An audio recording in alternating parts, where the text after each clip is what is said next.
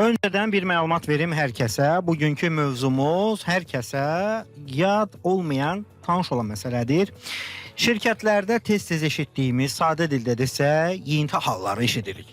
Bunun hüquqi tərəflərindən danışacağıq. Ümumiyyətlə, necə qarşısını almaq olar, necə nəzarət etmək olar, bunun cəzası nədir və yaxud bağışlanmaq olurmu? Onu bağışlamaq olarmı? Bilmirik, amma bu sualların cavabını işin adamı cavablandıracaq. İşinin adamı studiyadadır. Bəli, işin adamı studiyadadır və qonağımızla başlayaq söhbətimizə. Həm qonağımızdır, həm də Kelə verilişimizin xüsusi sponsorlarından biri PM Legal şirkətinin təsisçisi, direktoru Pərviz Məmmədov bizlə birlikdədir. Müəllim, xoş gəlmisiniz. Çox sağ olun, təşəkkür edirəm. Necədir əhval, ruhiyyə, iş güc? Yaxşı, çox sağ olun. İkinci məhkəmədən çıxıb bura gəlmişəm bugün. İki də məhkəmədə olmuşsunuz bugün. Bəli. Beyniniz yorulmur, ay Pərviz müəllim? Yox. Artıq öyrəşmişsiniz, o riyazi hesablamalar, taktiki gedişlər, psixoloji hallar. Əvvəlcədən hazırlaşıb gedirik, planlı işimizi aparırıq. Şahmatlı. Ona görə çox yorulmuruq. Nə oldu nəticələri? Yorucu proses. Yox, bu təxirə düşür də, hələ dindirmələr gedir, şahidlər dindiririk. Bu şirkət mövzularıdır, yoxsa? Elə bir mənimsəmə cinayət işi var idi. Həmin işin iclası yekunlaşdı, ondan sonra oradan çıxıb bura gəlmişəm. Yəni mövzumuza biraz məbləğ təxmini neçə sıfırlıdır, neçə rəqəmlidir? 148 min nəsə belə bir rəqəm. Manat, dollar? Manat. Oo, yaxşıdır. Yaxşı deyəndə nə mənada? Yəni Allah üzünə baxıb elə çox deyil, milyonluq söhbətlər gedir ortada. Şirkətdə mənimsəmə halları adətən necə yaranır, necə bunun qarşısını almaq olur və bunu necə tələfi edirlər? Mən adam tanıyıram, 100 min dollar yeyinti olub, sonra onu çıxardıba bitdi. Amma adam tanıyıram, 10 min manata görə həbs və s. və ilaxır. Bu necə tənzimlənir? Məsələ necə tənzimlənir? Biz işçini belə deyək də axtaranda ən maraqlı proses o işçini axtarırıq, CV-lərə baxırıq, işə götürürük. Hər şey çox yaxşı, münasibətlər ən yüksək səviyyədə. İşçiyə şirkətin anbarını əmanət edirik, kassasını əmanət edirik. Müəyyən bir dövrdən sonra başlayır burada belə deyək pozuntular, qanunsuz əməllər. Bax, o halda bizim bu yeyinti deyə belə deyək el arasında tanınan, bilinən mənimsəmə əməli baş verir və orada da avtomatik cinayət məcəlləsi işə düşür, hüquq mühafizə orqanlarının fəaliyyəti başlayır və biz deyirik ki, ay hörmətli bizim işçi, sənin əməllərində deyəsən cinayət tərkibi var, biz bunu araşdıracağıq. Proses necə olmalıdır? Biz ən birinci başlayaq o rəsmiləşmədən. İşçini işə götürəndə əmək müqaviləsi bağlayırıq, bu bir mənalı, bağlamasaq onsuz da cəriməliyirlər. Detal və sual, istəyirəm bunu hamı bilsin. Sonradan əmək müqaviləsi bağlamasaq, bunun bir yeyintisi olsa, mənimsəmə olsa, ona cinayət bilmirik. Yaxşıdır. Yəni mənimsəmə maddəsi orada işləmir.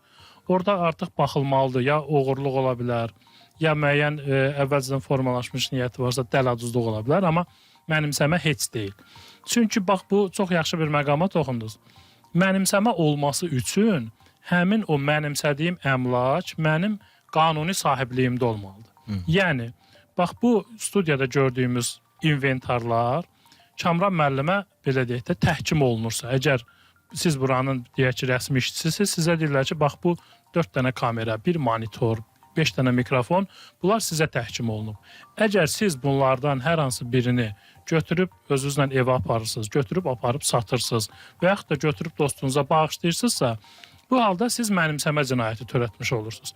Amma başqa bir işçi gəlib sizə təhkim olunmuş bu malı götürürsə, gizli götürürsə, bu oğurluqdur. Aşkar şəkildə hədə qorxu ilə götürürsə quldurluqdur və s. və ilaxır. Yəni maddənin tövsifi dəyişir, əməlin növü dəyişir burada. Mənimsəmə olması üçün başlayaq hansı şərtlər olmalıdır? Əmək müqaviləsi olmalıdır. Bir. Yəni şirkətlərdən mənimsəmədən gedir söhbət. Maddi məsuliyyət müqaviləsi olmalıdır. Vəzifə təlimatında göstərilməlidir ki, bu işçinin vəzifə funksiyalarına bu daxildir yoxsa, məsəl üçün, mən kassir deyiləmsə, kassadan götürülən çatışmayan pula görə mənə mənimsəmə ittihamı verilə bilməz. Bu, yəni, çox geniş yayılmış bir məsələdir. Yəni, pula cavabdeh adam kassirdir. Bunu da necə müəyyənləşdirir? Yəni, bu məsələ biraz, belə deyək də, iqtisadi xarakterli bir cinayət əməli olduğuna görə mühasiblər burada həmişə belə deyək, biz hüquqşünaslar o hissədə mühasiblərlə işləyirik. Hətta mənimsəmə cinayət işinin başlanması üçün də audit rəyinin olması şərti var. Yəni biz nə edirik? Bu şirkətlərdə bilirsiniz, mühasib hesabatlar planı var. Hesablar planı var. Həmin hesablar planında da hər işçinin əmək funksiyasına uyğun ona həvalə olunan malların, qiymətlilərin, pul vəsaitlərinin belə deyək, olduğu hesablar var. Misal üçün kassa belə bir şey deyim, 51 saylı hesabdır. 51 saylı hesabdan pul çıxırsa, pul çatışmazlığı yaranırsa, buna kassir cavab verir. Mən üzr istəyirəm, bizim prodüser bildirdi ki, WhatsAppda yazıblar ki, bilən zənglərə qoşa bilərsinizmi bizi? Əziz bizi izləyənlər və dinləyənlər, mütləq zəngli də biz sizi efirə qoşacağıq. Çünki işinin adamı həqiqətən studiyadadır və mən bir dənə də WhatsApp və zəng nömrəmizi xatırladım. Zəng və WhatsApp nömrəmiz 099 6 907 907. Bəli, zəng və WhatsApp nömrəmiz 099 6 907 907. Bir daha deyirəm, 099 6 907 907. Zəng edin. 90.7 FM-də PM Legal şirkətinin rəhbəri Pərviz Məmmədov bizimlə birlikdədir. Bir çox hüquqi məsələlərdə sizi belə deyək, maarifləndirsin. Davam eləyək müəllim. Mən elə bildim kimsə zəng edib danışır. İndi birazdan qoşacağıq artıq. Sonra mən xatırladım ki, doğrudan digər dostlara da. İndi yazan daimi izləyicimizdir, nömrəni əzbər bilir. Digərləri də bilməyə bilər yəni. Amma xatırladım ki, yəni burada bizim izah etdiklərimizdən maariflənib sonra mənimsəmə etməsinlər. Yəni biz bunun yollarını öyrəndik deyə gedib sonra mənimsəmə etməyə çalışmasınlar. Elə şey də olur. Mən belə görürəm ki, bu siz nəyə oxşuyur? Məkanlarda, obyektlərin üzərində yazılır, diqqət kamera çəkir. Və bunu edirlər ki, kimsə heç ağlına belə gətirib, gəlib burada bir oğurluq eləməsinlər. Bunu da bilənlər məncə əksinə mənimsəmədən uzaqlaşa bilərlər də, yox? Problem nədir? Problem orasındadır ki, bir çox şirkətlər, işə götürənlər deyək, düzgün rəsmiləşmə aparmırlar. Məsəl üçün, malı ambara daxil eləmir, pulu kassaya daxil eləmir və yaxud da daxil etdiyi malın, pulun uçotunu, hesabatını düzgün aparmır və nəticədə sabah əski olan pulu bilmək olmur ki, kimdən tələb edəsən. Misal üçün, çox belə sadə bir misal gətirəcək. Bizim müştəri xidmət göstərimiz şirkətlərdən birinin ambarından mallar davamlı çıxır, amma ambardar o malın çıxışı zamanı bir rəsmiləşmə aparmır. Məsələn, ambardar satış ekspertinə, satış menecerinə malı verir və yaxud da ekspeditorun maşınına mal yüklənir, amma rəsmiləşdirilmir.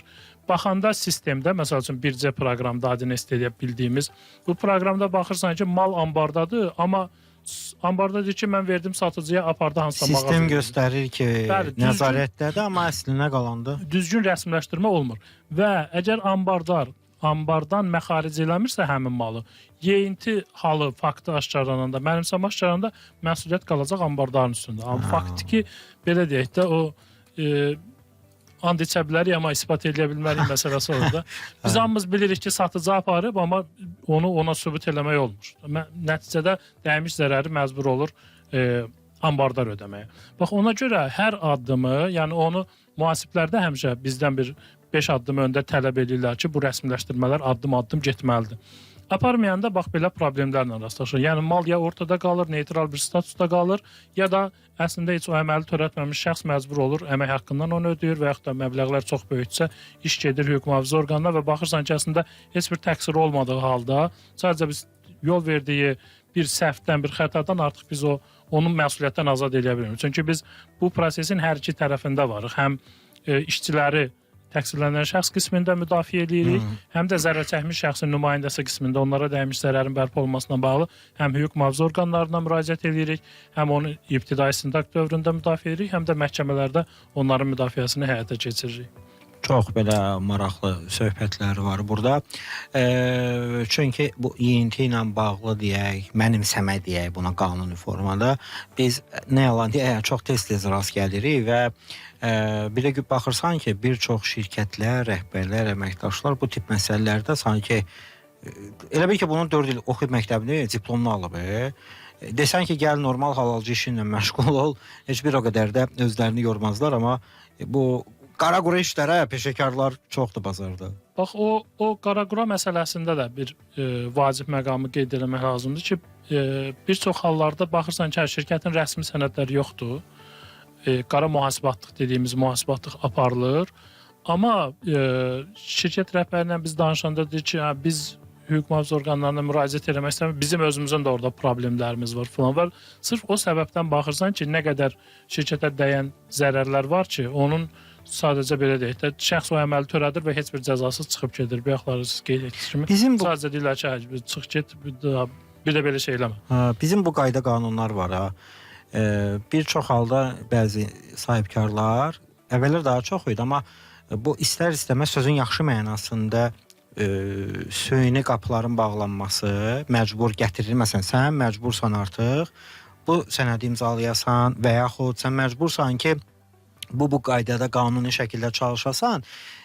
Çox qəribə bir qanunumuzun tərəfi var ki, əvvəldən deyirəm, bu nəyə lazım? Amma problemə üçün deyirsən, kaş onu eləyərdim. Kaş onu eləyərdim. Adım korona vaxtında kim rəsmi işləyirdi, hamı kefdə idi. Kim rəsmi işləmirdi, hamı belə də problem yaşar. Deyə də bilmir ki, mən əslində falan kəsə 1000 manat verirəm, burada 300 manat yazmışam. Deyə də bilmir, də belədir. Bax, o məsələ var. Məsələn, bizim özümüzdə bir hazırda düzəltməyə çalışdığımız, bərpa etməyə çalışdığımız bir zərər portfeli var. Təxminən 500.000 manat. Deməli, idxal eləmişik içkiləri, satmışıq mağazalara. Həmin mağazaların bəziləri artıq müflis olub, bağlanıb. İşçilər işdən çıxıb. İşçilərlə ən son yekun haqq hesabda baxırsan ki, hərəsində bir 150-200 min, 4-5 satış meneceridir. Elə hamısında eyni qədər pullar ortada yox. Havadadır. Hə, bu pulların statusunu göstərir ki, hansısa mağazadadır. Deyirsən ki, o mağaza artıq 2 ildir bağlanıb. Mağazanın sahibini tapırsan, deyir ki, mən o pulu vermişdim satış menecerinə. Hə, indi biz də satış menecerinə belə deyək də, o müəyyən o audit yoxlaması mı deyim. O pulu giriltmək olur sonra. Belə deyək də, burada biz nəticəsinin olmasından asılı olmayaraq bu prosesi axıra kimi aparırıq. Yəni, şəxsin barəsində cinayət işi başlanır, başlanmış o cinayət işi üzrə bütün o dəymiş zərər hesablanır, rəqəmlər çıxarılır və onun əməlinə məhkəmədə hüquq qiymət verir. Məhkəmə deyir ki, bu adam bu cinayəti törədir və ona cəza verir. Artıq ondan sonra o adam əgər canını qurtarmaq istəyirsə, o cəzanı, o vurulmuş zərəri ödəyir, cinayət məsuliyyətindən azad olunur. Yox, ödəmək istəmirsə və yaxud da ödəyə bilmirsə, o artıq məcburi gedir, o həm cəzasını çəkir, həm də çıxandan sonra o mülki qaydada verib iddia kimi təmin etdiyimiz həmin məbləğ ömür boyu onun üstündədir. O pulu ödəməsə, yəni o ölənə qədər ondan istəyəcək. Bəli, o zərəri biz yəni ondan həbs də bunun qarşısını alır. Xeyr, o dəymiş zərər, o yatdığı həbslə onu qarşılamır. Axı bu adamın daha doğrusu azaddan məhrum etmə cəzası onun o mən elə bilirdim, zərərini həbs elə bilirdim ki, onun qarşısını alır. Yox da yatıb əgər ondan ödəsəydi nə vardı? Hamı gedərdi, qalardı içəridə. Çıxandan sonra o rəqəm, o mülki iddia onun üzərində qalır və məhkəmə bütün icra maddi açılır. məsələlərdə. Əgər tərəf onu tələb edirsə, zərər çəkmiş şəxs mülki iddia qaldırıb onu da tələb edirsə, əlbəttə. Yəni elə biz hüquqşünasların, vəkillərin bu işlərdə rolu o dəymiş zərərin birinci təsbit olunub məhkəmə qərarında, məhkəmə hökmündə əks olunması, sonradan da onun həmin şəxslərdən alınmasıdır. Yəni bunu eləməsək, o zərəri bərpa edib yerinə qoymasaq, onda bu məhkəmə prosesinin nə mənası var? Yəni o adam getdi, yatdı bir neçə il, bir kobud desək, onun işə götürənə... Görürsünüz, buradan bura mənə də maarifləndirdiniz. Çox sağ olun. Həqiqətən qısa fasilədən sonra efirimiz davam edəcək və maraqlı özü də işin adamı ilə birlikdə. Hörmətli xanımlar və cənablar, dəyərli dostlar, bəli, işin adamı davam edir və işin adamı ilə həmsöhbətik PM Legal şirkəti var. Hansı ki, əziz şirkət rəhbərləri PM Legal şirkət haqqında elə fürsətdir. Bir rəhbərin özü burdadır. Bir özünüz məlumat verin. PM Legal şirkət nə işə baxır? Biz deməli Kamran müəllim, yəni hüquq sahəsində, xüsusilə korporativ sahədə, yəni şirkətlərə göstərilən xidmətlər sahəsində ixtisaslaşmışıq. Sıfırdan bir şirkətin yaradılmasından, yəni bütün o şirkətin fəaliyyətində olan hüquqi prosesləri, biznes prosesləri müşahidə etməyə doğru və belə deyək, hətta şirkətin müflis olması, ləğv olunması, bütün bu tam spektr xidmətləri göstəririk. Bir sual verim. Baxın, çox bənzətməli olacaq bu sualı. Öz sahəmə uyğun bildirim də. Sizin şirkətdə, okey, mən bilirəm ki, problemim var, gəlirəm sizin qapınıza döyürəm və yaxud gələcəkdə problem yaşamaq istəmirəm. Öncədən deyirəm, qardaş, gəl indidən bir əməkdaşlıq eləyək. Mənim sənədlərim düzgün olsun, qaydasında olsun ki, hər hansı bir əməkdaşla, dövlətlə, bilərək, bilmərək heç bir problem olmasın. Bir dənə də belə bir xidmət varmı? Məsələn, marketinqdə, SMM-də şirkətlər nə edirlər? Aylıq müəyyən bir məbləğ qarşılığında xidmət göstərirlər. Sizdə varmı elə bir xidmət ki, siz daim nəzarətdə saxlayırsınız, fərq etmir də, yəni olur belə? Əlbəttə, bizim hazırda ondan yuxarı şirkət var ki, bizdən aylıq əsasda yəni müqavilə bağlayıb, biz onların hüquq departamenti kimi xidmət göstəririk. Yəni problemi oldu, olmadı, siz onu Belə nəzarətdə saxlayırsınız. Yox, hüquq, bu məsələlər bizim belə deyək də, bu məhkəmələrdə fəaliyyətimiz, bu ayrı vəkillik fəaliyyəti, bu başqadır. Bir də var, bizim məsələn çox yaxşı bir nöqtəyə toxundunuz. Davamlı olaraq hər bir şirkətdə sənədlər hazırlanır, təsdiqlənir, imzalanır, qarşı tərəfə göndərilir. Əmək müqavilələri olsun, mülki müqavilələr olsun, nəsə alır şirkət, nəsə satır, yer icarəyə götürür, əmlakını sığorta eləyir, işçilərini sığorta eləyir. Yəni müxtəlif növ müqavilələr bağlayır, xidmətlər alır, mallar alır və yaxud da satır. Biz həmin müqavilələrin bağlanana dək onlara hüquqi rəy veririk.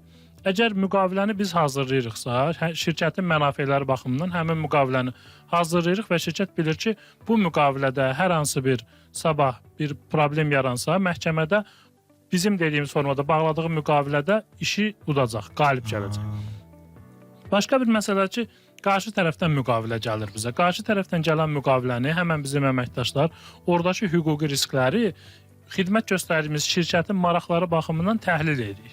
Baxırıq ki, məsəl üçün ödənişlə bağlı nə problemlər çıxa bilər. Şərtləri düzəldirik ki, məsəl üçün sadə bir şey deyim, yazıb ki, ödənişi 30 gündən bir eləyəcək. Biz baxırıq ki, bu şirkətin maliyyə o axımında, cash flow dediyimiz o nakit akışında problem yarada bilər.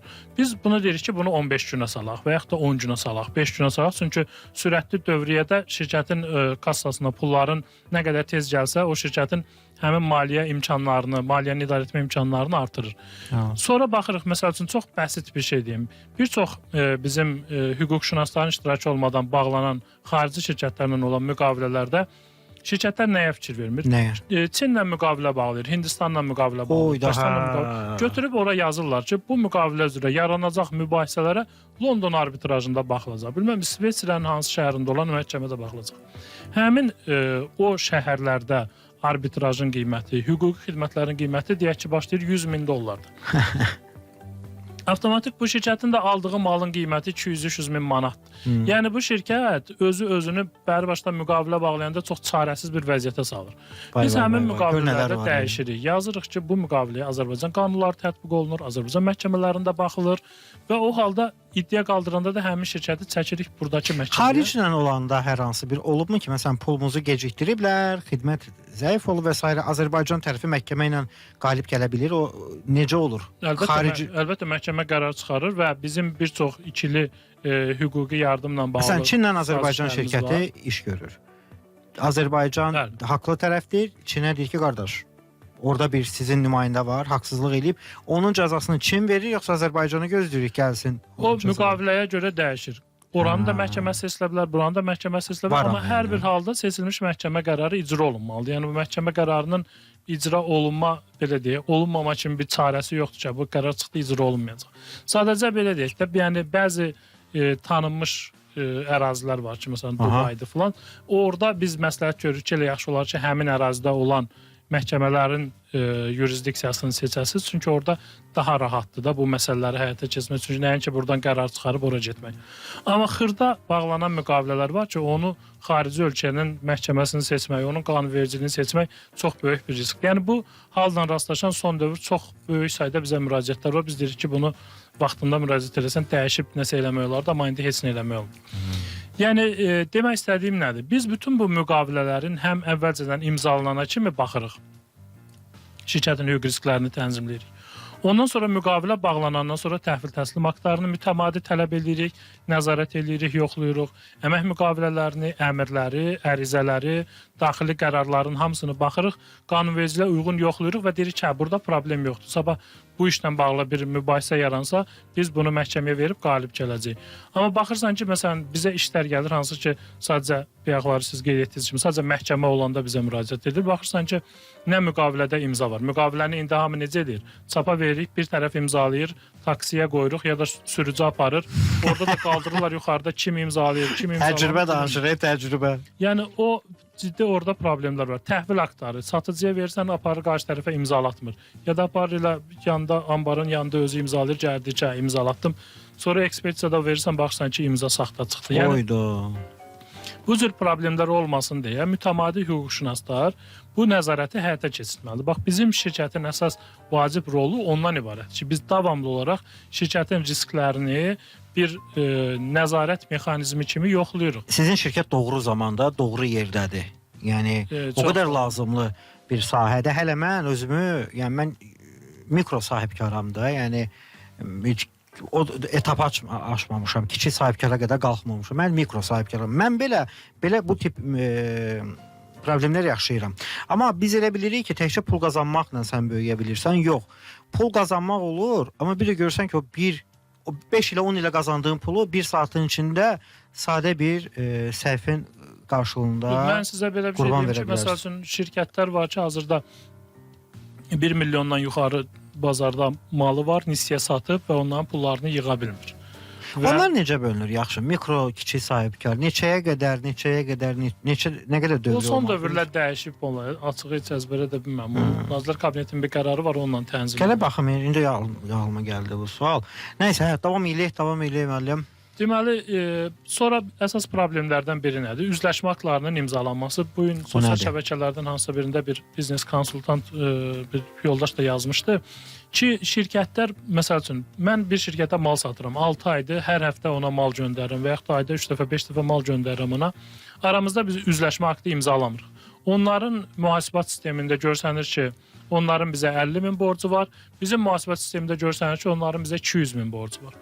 Bu üzləşmə aktlarını dövrü olaraq imzalayanda qarşılıqlı yoxlayırıq. Mən ona göndərdiyim malı, onun imzalayıb qəbul etdiyi malı, onun bizə köçürdüyü pulu, bunu həm bank hesabları, həm də mal qalığı vasitəsilə də ambarlarımızın qalığını üzləşdirib çox rahat yoxlaya bilirik. Amma bunu aylarla, illərlə etməyəndə ya satıcı, bizim satıcı həmin o malları götürür, yeyinti eləyir, mənimsəyir, yaxud da onlardan nağd pul vəsaitini götürür, öz şəxsi ehtiyaclarına ilə bu haqqında danışdığımız mənimsəmə cinayətini törədərək sərf eləyir və şirkətə zərər vurur, yaxud da qarşı tərəfin.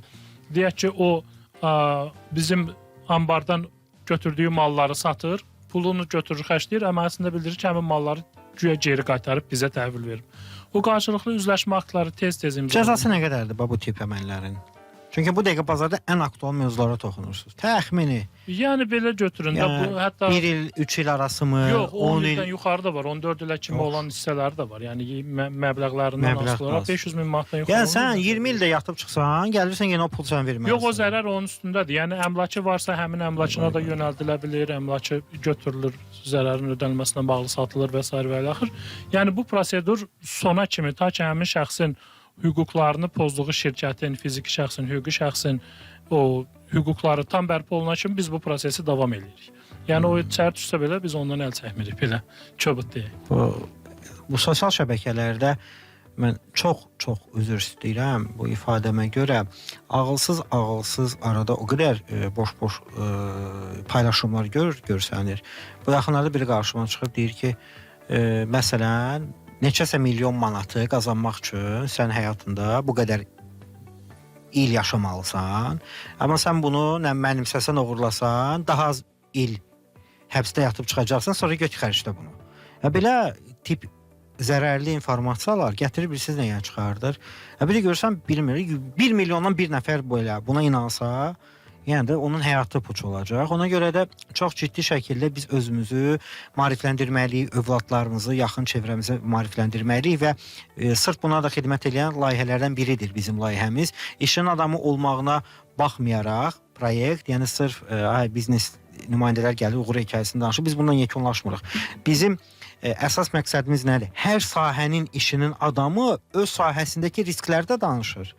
Uğurları da, uğursuzluqları da danışır və inşallah ki, çox da sevinirik. verilişimiz qısa müddətli yayımlanmağına baxmayaraq yaxşı reaksiya alır. Buna görə əlbəttə təşkilatçılara təşəkkür edirəm. Son 2 dəqiqəmiz var. Ən sonda nələr demək istəyirsiniz? Maraqlı bir məsələni qeyd etdiniz ki, bu maarifləndirmənin önəmi.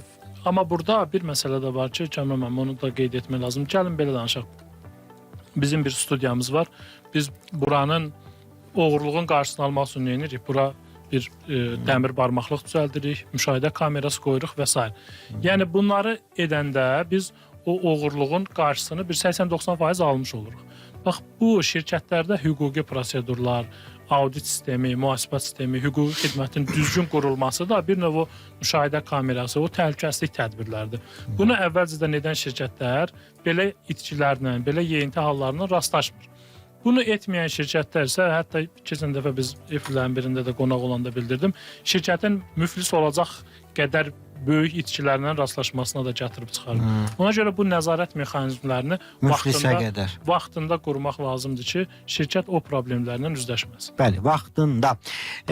Bizim isə hörmətli izləyicilər və dinləyicilər ilə Madam Közü buradadır. PM Legal şirkətinin birinci gündən etibarən, yoxsa elə indidən başlayaq elan eləyək? Birinci gündən o şeyləri, hədiyyə kartlarını təqdim Bəli, birinci gündən etibarən hər kəsə bir hədiyyə kartları təqdim olunacaq. Amma yox, biz də bir fürsət yaradaraq bundan əvvəl iştirak edən bütün qonaqlarımızı da təqdim edərsiniz və dinləyənlərə də, izləyənlərə də ayrıca indirim kartlarımız olacaq. Hamısını təqdim edəcəm. Əla. Təşəkkür edirəm sizə. Sağ olun, mən təşəkkür edirəm, imkan yaratdınız.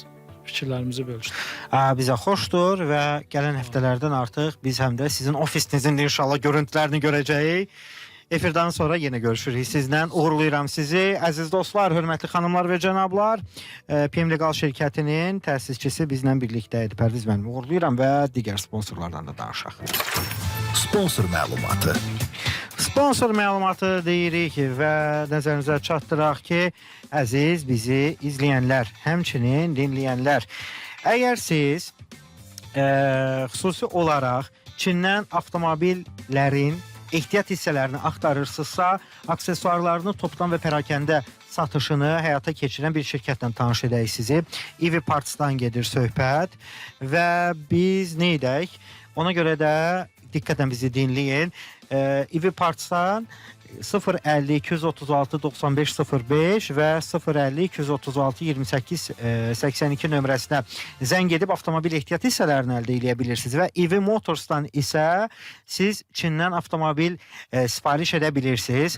050 236 96 26 050 236 28 82. İşinin adamından yazıram deyərək EV Parts, yəni bildiyimiz ev necə yazılır? O formada ev, parts və yaxud ev, yəni EV, Motors yazın sosial şəbəkələrindən avtomatik 15% endirim əldə edəcəksiniz. Yox, belə kənardan yazanlar 15%-dən məlumatsızdır. Sponsor məlumatı.